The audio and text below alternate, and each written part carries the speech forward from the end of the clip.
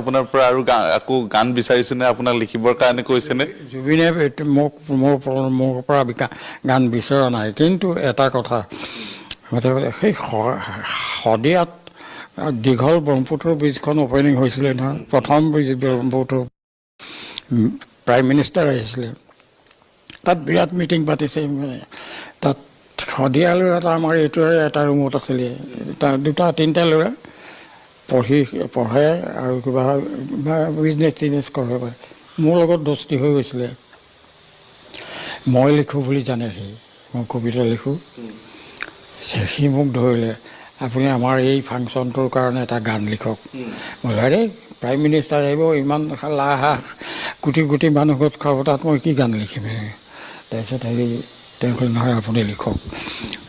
বোলো মই লিখিম, আকৌ একচেপ্ট নহ'লে আৰু মোৰ বেয়া লাগিব নহয়, ইমান কষ্ট কৰি লিখিছোঁ।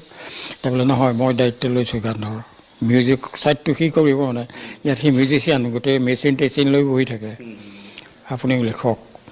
তেতিয়া মই ভাবিলোঁ লিখোঁ। গানটো লিখিলোঁ শদিয়াৰ কাহিনী বুলি। গানটোত এইটোতো শব্দ নাহে। জুবিনে গাইছিলে? নাই, জুবিনে গাইছে। আজিৰ শদিয়া, তাহাঁতি তালব্যখতো ক'ব নোৱাৰে শদিয়াৰ মানে, কয়। আজিৰ শদিয়া বুলি মোবাইলত আছে, তুমি চাবা ইউটিউবত, আজিৰ শদিয়া গানটো শুনি চাবা। তাৰপিছত মই লিখিলোঁ। সিহঁতি আকৌ ইণ্টাৰেষ্টিং কথা আছে, পাৰ্টিটোৱে মোক কোৱা নাই কোনে গাব।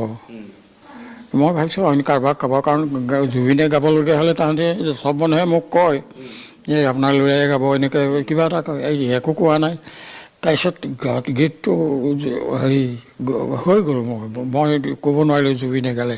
তাৰপিছত জুবিনেই হাঁহি আছে। জুবিনকো কথা দি ক'লে যে আপুনি নক'ব, তেওঁক ছাৰপ্ৰাইজ এটা দিম। জুবিনে ক'লে গানটো মই গালোঁ।